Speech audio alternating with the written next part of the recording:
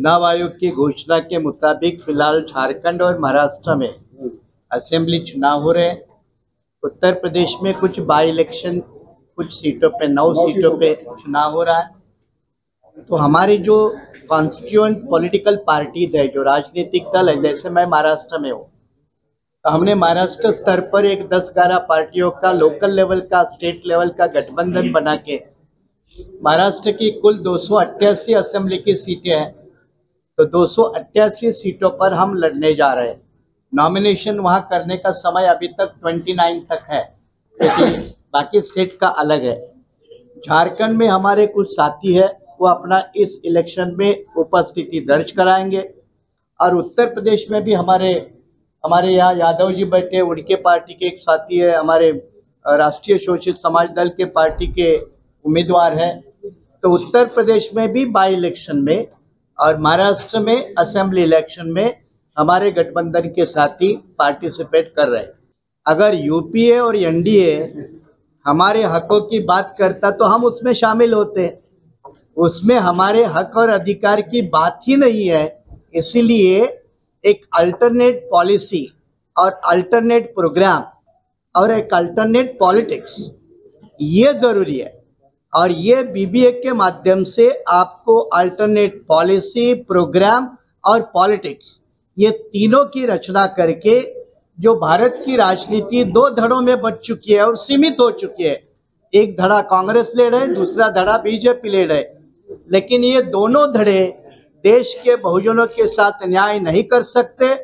इनकी agriculture policy same है, इनकी इकोनॉमिक पॉलिसी सेम है, और विकास के रास्ते पे ये दोनों भी कारपोरेट दलों के हाथों में खेलते रहते हैं। इसलिए एक नई पहल, एक न्यू इनिशिएटिव, ये भारत की मजबूरी है। ईवीएम को टेक्नोक्रेट बनाता है तो दुरुपयोग की गुंजाइश भी टेक्नोक्रेट कर देता है। अभी एलन मस्क ने खुली रूप से उन्होंने चुनौती दिया कि जब चाहें हम तब ईवीएम को हैक कर सकते हैं। तो स्वाभाविक रूप से ईवीएम की दुरुपयोग की संभावनाएं 100% है। इसलिए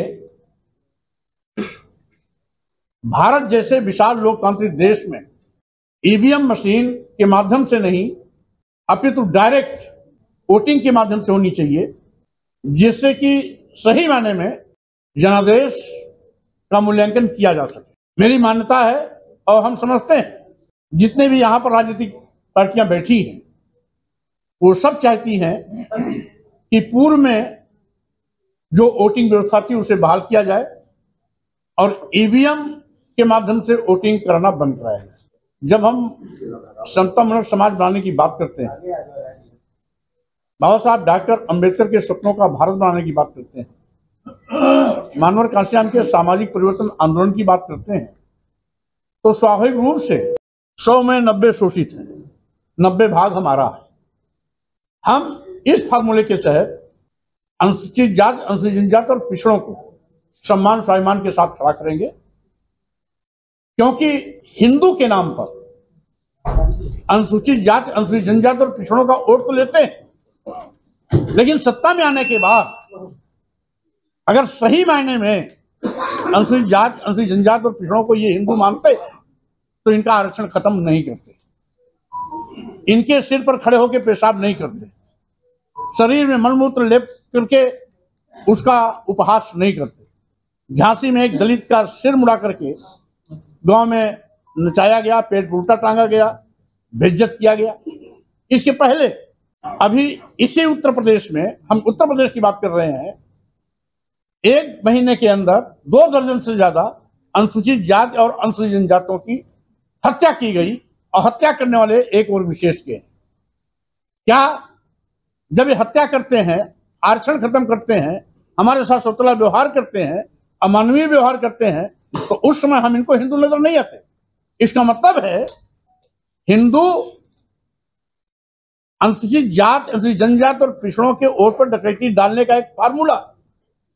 सही मायने में आज भी हम अनुसूचित जाति हैं, अनुसूचित जनजाति हैं और पिछड़े हैं, जिसको पहले ये शूद्र कह करके हमारे साथ जानवर से बदतर जिंदगी जीने के लिए परिस्थितियां पैदा करते थे, आज भारतीय संविधान लागू होने के बावजूद भी भारतीय संविधान का अनुकरण ठीक से न करके मनोव्यवस्था के मुताबिक समाज को संचालित करने की कोशिश कर रहे हैं, तो यह हिंदू, मुसलमान, सिख, ईसाई, बौद्ध, जैन से भारत नहीं चलेगा। भारत चलेगा भारतीय संविधान से, क्योंकि भारतीय संविधान का दर्जा किसी भी धर्म और धर्म ग्रंथ से ऊपर।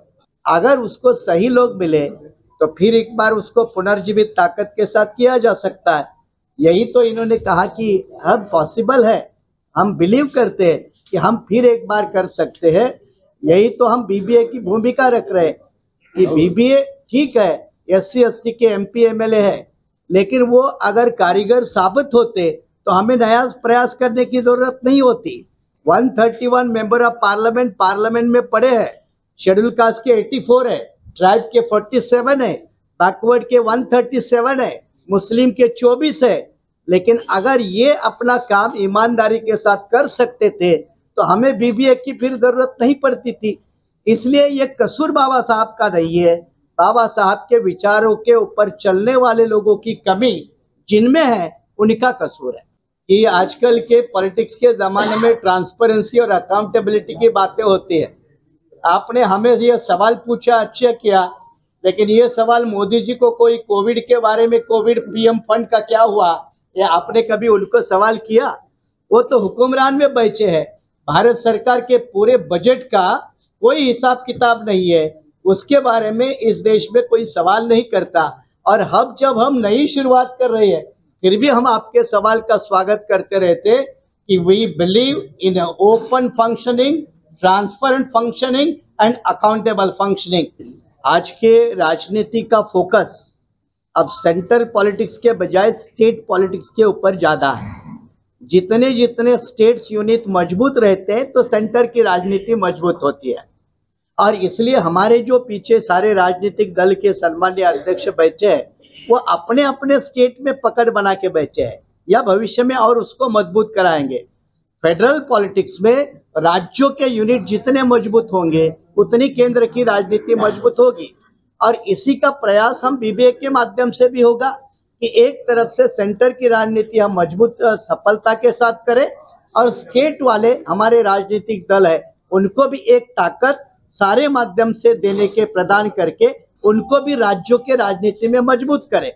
तब ये दोनों तरफा ताकत बढ़ेगी तो हम सेंटर में आराम से जो भी पॉलिसी मेकर है, जिसकी भी सरकार है, उनको गले की हड्डी बन सकते हैं। हम सभी अगर बाबा साहब के सपनों को साकार करने की बात करते हैं तो संविधान बचाने की प्राथमिकता भी हमारी सर्वोपरि होगी। रही बात हम इसको कैसे कारगर करेंगे, जैसे कि कुछ प्रश्न आए जिसमें प्रश्न चिन्ह खड़े हुए, हम नकारात्मक बात पर विश्वास नहीं करते। तोड़ फोड़ करने वाले, आगजनी करने वाले, एक वर्ग विशेष के घरों पर हमला करने वाले, दुकानों को जलाने वाले, घरों में आग लगाने वाले लोग नारा लगा रहे थे, जय बजरंगबली, जय श्री राम। मैं यथार्थवादी ताकतों से सवाल करता हूं, क्या जय श्री राम का नारा, जय बजरंगबली का नारा आगजनी, हिंसा, तोड़फोड़, सांप्रदायिक सौहार्द बिगाड़ने का लाइसेंस है? इसलिए आज बीबीए की आवश्यकता इसीलिए है कि इन सांप्रदायिक ताकतों को जो सौहार्द बिगाड़ने की कोशिश में लगी है, इनको भी हम जवाब दे सकें।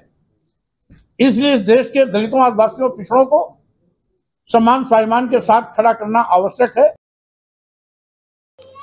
NCR करंट न्यूज़ को सब्सक्राइब करें और नोटिफिकेशन सबसे पहले पाने के लिए दबाएं बेल आइकॉन।